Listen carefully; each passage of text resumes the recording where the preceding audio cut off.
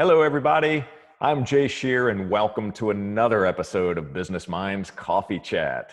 The goal of this show is to share insights, help to lift and inspire others, and deliver relevant, meaningful, and actionable content. Today's guest is the owner of Curly Tail Design. They've been voted the best advertising and graphic design company by Reader's Choice for 17 years running. From branding and graphic design to advertising, marketing, and promotions, this creative superhero does it all. She not only has a lengthy list of top-rated clients, she also donates her time and talents to numerous charitable organizations.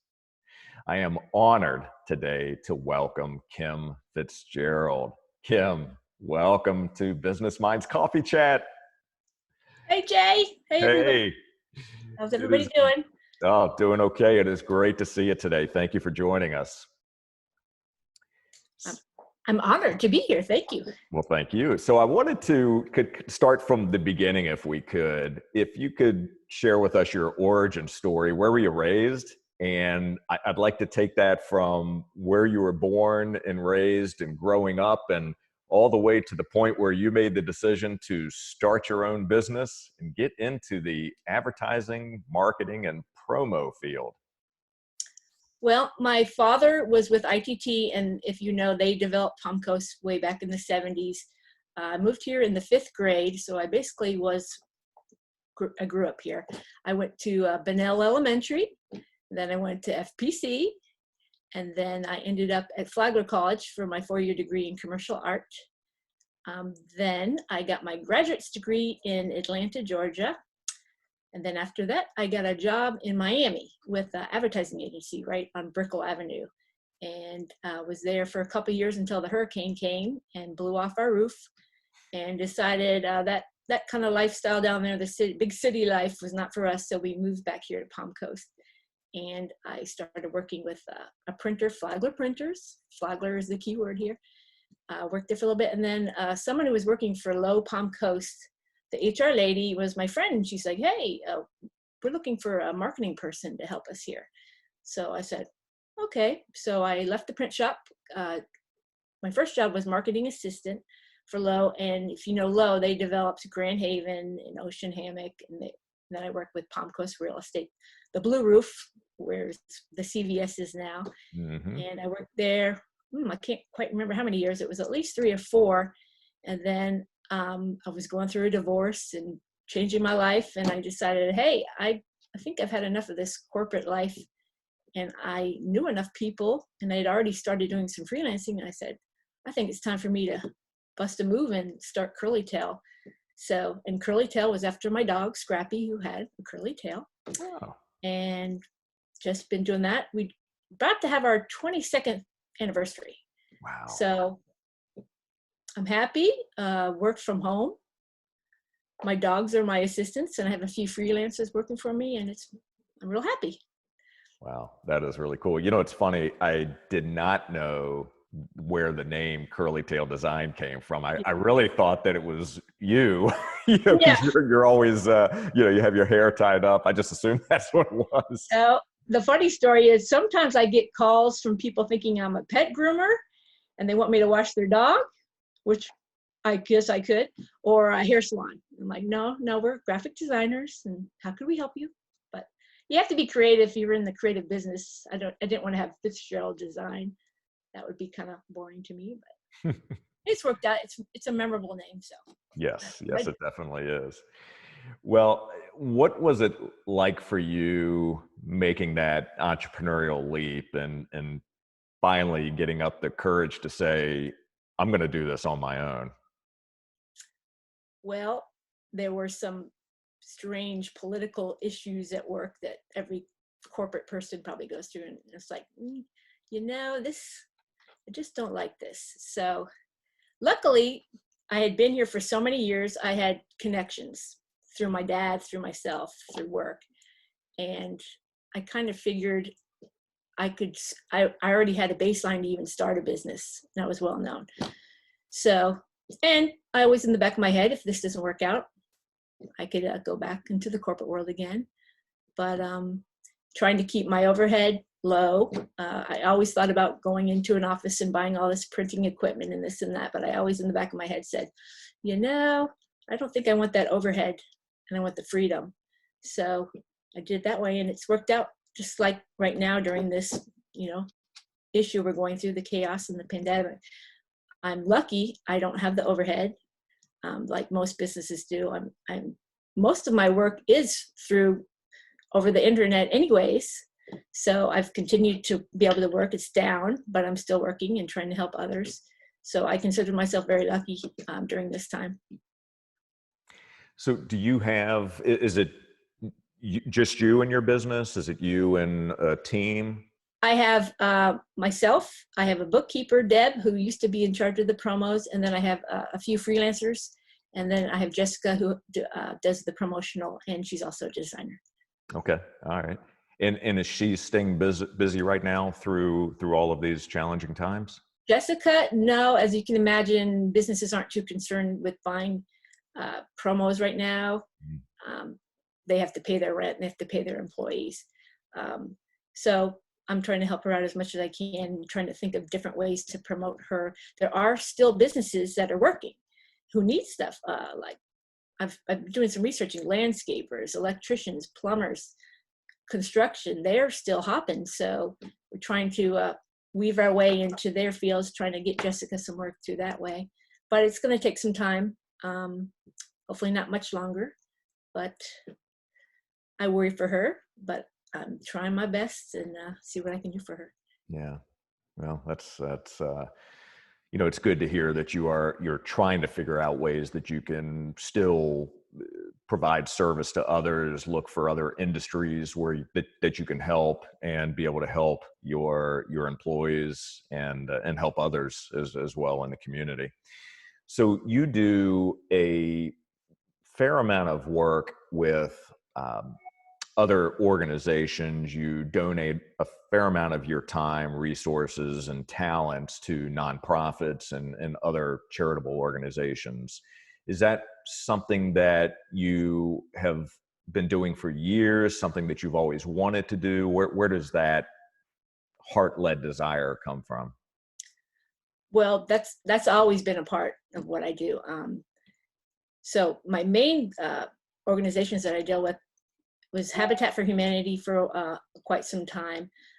I'm not a Rotary member, but I do all the design work for Flagler Beach Rotary. Through my friends are like, Kim, can you do this? Yes, yes, yes, yes. And so that's been going on for 15 years. I do a lot of work for Flagler Auditorium, and my dad was Dennis Fitzgerald, and it's the Dennis Fitzgerald Auditorium. So I spend some time there helping there. I was doing some work for Christmas Come True, because I love dogs. I did their van. Pretty much, I get requests all year. Every charity, someone says, "Yo, you got to call Kim," and of course, I have to say yes. I can't say no. I don't have time to do your flyer to help children. I must. So I do my best as much time as I have. But right now, I've been trying to volunteer to businesses. You need a new logo. So Fitness One Gym said, we want a new logo. So I'm like, okay, I'll do it for free. Here you go. And I've been helping people do videos, offering to do flyers about what's going on. And I have the time right now, so I'm happy to do it. And they're my friends, so we're all together, as they say. So I have no wishes with that. Well, that is wonderful. It definitely makes a huge impact, and people remember that. And the fact that you're offering businesses right now, free design services as much as you can, and really reaching out and trying to help others get past this in whatever capacity you're able to is quite amazing to see. And, with all the people that I talk to, even though this is a very, very difficult time for all, and there's things that we're all dealing with that most of us just haven't experienced before, we're seeing so many amazing acts of humanity and kindness out in the community. and those that are coming together to help others out, and you as a small business owner doing your part and giving back to others and helping them navigate through these challenging times. It's quite remarkable to see. Everyone's doing their part, I think. So it's good to see. We Yeah. live in a good community that cares about each other. Yes, we certainly do. So let's talk about the challenges that you're facing right now in your own business during this pandemic. How has this impacted you? Have you seen a continuation of your business? Are you acquiring new customers? How are you staying in touch with your existing customers? What does business look like for you? Well, it did drop considerably. My major clients, real estate, are still going because, construction real estate's still moving on. You can tell I can even tell it's just normal life. The mail comes. Before, the mail would be this high. Now it's this high, whether it even be postcards from other people, catalogs. The checks, of course, have gone down, but I find that pretty interesting and kind of sad. But I'm still working. I can't complain. And when I was working so much before, it's giving my body actually a chance to rest and go on walks, do landscaping, play with my dogs, kind of live the life that I probably should be living and not working so much. But of course, the bills are going to have to be paid, so things are going to have to ramp up again. But maybe now I'll have a little thought in the back of my mind that maybe I shouldn't be working 10 or 11 hours a day. Maybe 8 is just fine, and do some other things. But as far as reaching customers, I'm always on Facebook asking people, do you need help? Even if I don't hear from them, I'll say, how are you doing? Can I do something for you? I've tried to research links online about how businesses can, keep growing during this time. But my main thought to people is, you have some time now. Take the time. I'm doing a new website as we speak because mine, I'm the shoemaker has no shoes. I never had time to work on my own website. So I'm taking this time to do that. I'm trying to get video reviews from people, Google reviews if possible. I'm thinking about how I'm going to reach customers once we start ramping up. Am I going to do an email blast? Am I going to send out postcards? Am I going to have a discount? What am I going to do? Because things are going to continue, and it might be a different kind of a world we live in, but you still have to promote your business even during the downtimes, or it's all about branding. Even though we're in this chaos, they have to keep seeing you over and over again. So when it's time, in the back of their mind, oh, who do I need to call? Oh, I remember. I keep seeing these people. So that's my one thing to tell people, just keep branding, keep branding. When you're working with a client, do you have a preferred set of tools that you provide to them? Do you encourage them to cover all social media platforms and advertise everywhere or market themselves everywhere? Well, as you know, there's different levels. There's the free stuff, and then there's the paid stuff. So kind of whatever their budget is, like if they don't have any, like I had a customer who they weren't ready to do a website, and they were, oh, we don't need to do a Facebook. I'm like, you do need to do a Facebook page. It's free, and you need some kind of presence out there for people to go to. Buy your domain name now, sit on it. When you're ready, then you do your website, but start with something. And the types of social media platforms kind of depends on your business. So certain ones work for others, like Pinterest might not work for one company, but it might. And Instagram seems to be the up and coming place to be. I myself work with Cindy with Marketing to Go. She's my social media specialist, but there's no reason not to be on social media. Either you can do it yourself for free, or you can pay someone to do it for you. But I would start with the free stuff first and see how far you get. And then if you hit a snag, then you call the professionals to help you. Makes sense. So what are you optimistic about right now? I'm I usually have a positive attitude, so I think we're going to come out okay. It might take a while. I think things will probably be different. So now's the time to learn about all this virtual stuff.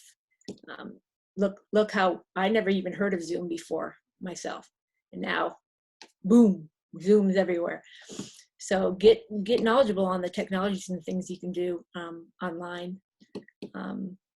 There might be a lot of not person-to-person meetings for a while, so you better be good with your phone. I mean, just doing FaceTime could be something. I'm used to not meeting my customers most of the time. They don't even know what I look like. I'll do a logo and a presentation, and then I'll meet them at a networking event. Oh, you're Kip. Yeah, I know you. I know your face because I did your business card, but we've never met. So I'm kind of used to that, which is fine. That's funny. So it's going to be a changing world. And you might not have a business that's going to work in the new world as it might be. So I'm on a women's entrepreneur Facebook group. It's an international one. I think there's probably over 400,000. Every day on my timeline, there are women starting new businesses. They want to know, pick the logo you like best. And it's like, oh my gosh, these women, either they lost their jobs or they're trying to create something, but they're all trying to start a new business right now, which is interesting. My worry is people need to research what they want their business to be. And sometimes it's a dream. I want to make sweaters out of llama hair, whatever it is, but they haven't researched are there people who are really going to want to buy what I'm about to put out there and spend my money on to promote? So hopefully they're doing that research. And that's something that they would call J. Scott Consulting about, I think, prior to thinking about that kind of thing. That's my idea. Well, I appreciate that. Yeah, trying to find where there's a gap in service or a gap in product offering in the market, and then if you have the desire and skill set to be able to fill that gap, then go for it.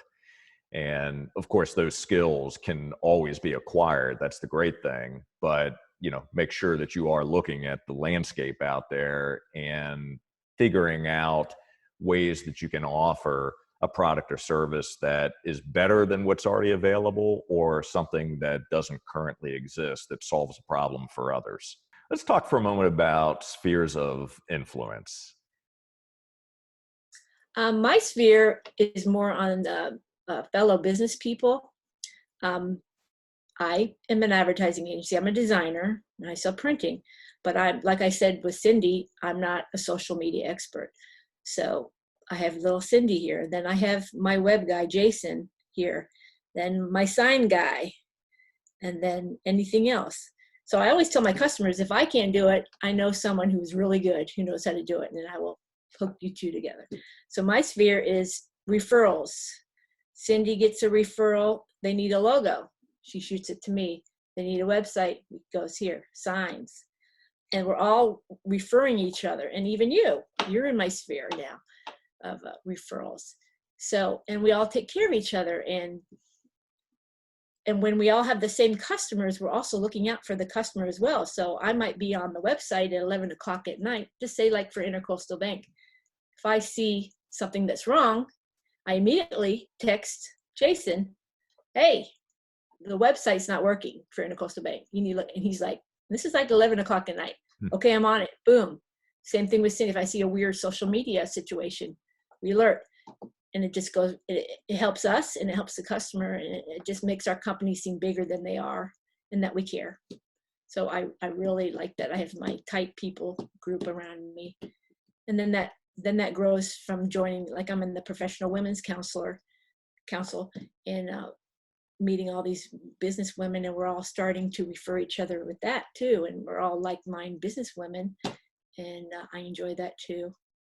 But that's my personal sphere story that Yeah, I love that. So others may use a different term for that. There's power teams is another, but it all boils down to the same thing. It is surrounding yourself with a strategic team that is the best of the best in their niche area, that help you and the rest of the team provide massive value to your client base, and obviously referring one another. But you're taking your area of expertise, I'm taking my area, and then we have maybe 5, 6, 7 others, and we can bring so much more value to a client that way. So I appreciate you speaking to that. I think that's something that many businesses should be looking at. How, if you're in a service business, as an example, and when you're working with a client, you know that that client also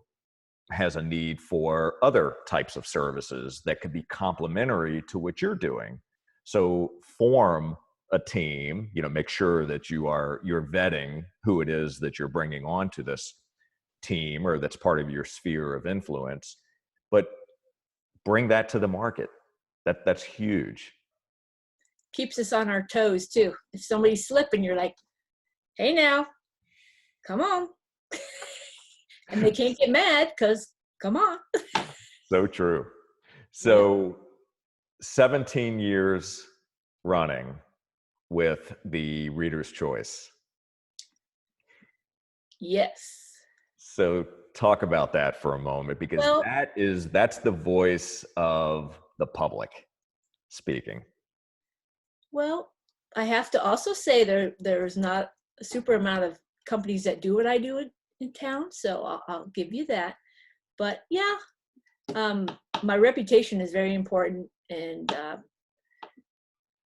always trying to do the right thing, and it just worked out. And just, I've been here for so long, I know a lot of people, so that helps too. But I think it's pretty cool to win that many times. But they ended up getting rid of the category, so, which was sad. But then I was like, whew, now I don't have to worry about if I was to lose. Well, it would be very upsetting, but I Took appreciate the pressure that. off. Yeah.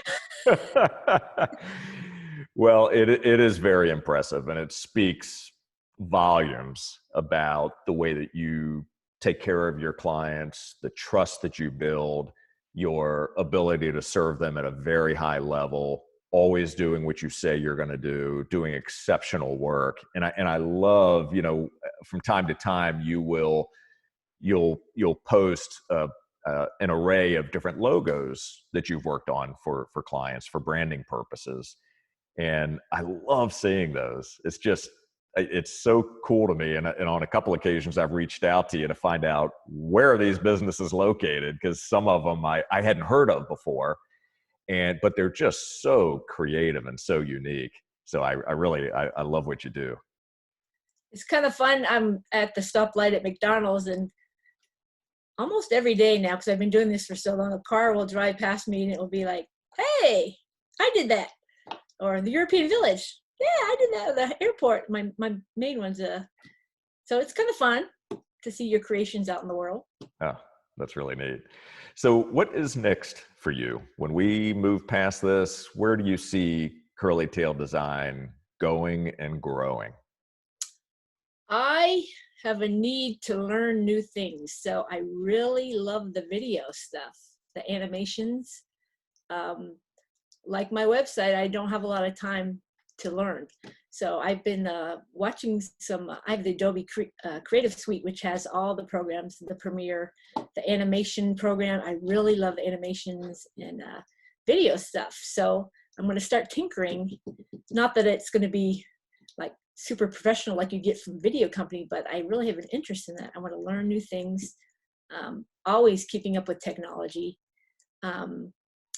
I want to integrate, my husband will be happy to hear this, less work during the day, see how I could be more effective with my time so I can continue to do the landscaping and the biking and the beach walks in my life.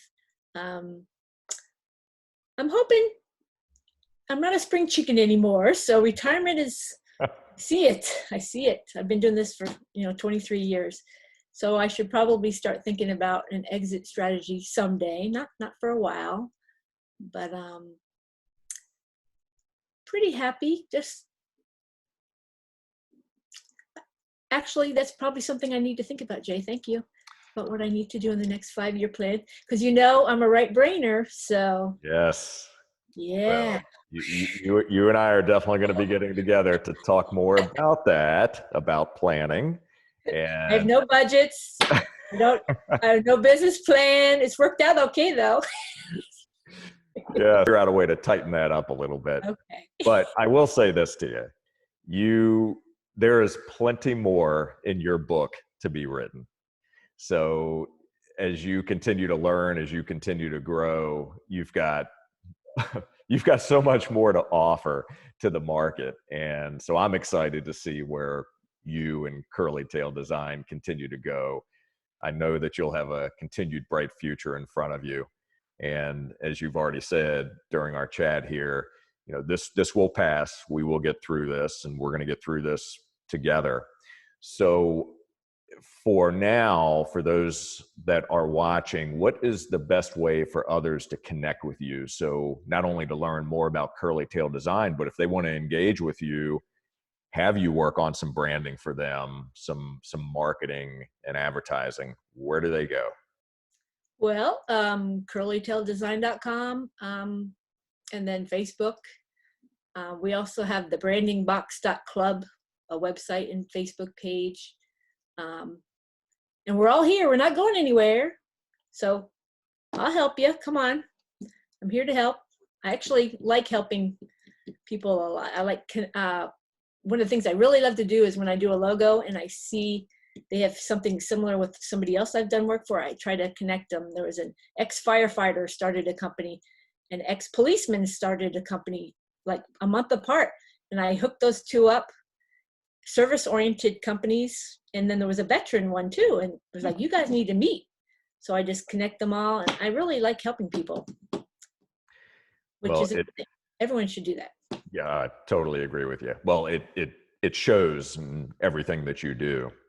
So I appreciate you joining us today in the coffee chat. And it was great to learn a bit more about you and learn about what you're doing to continue to navigate through this pandemic, and also the types of services that you're providing and how you're helping others. So thank you so much for joining us today. I appreciate it. Thank you. And for all of you, thank you for watching.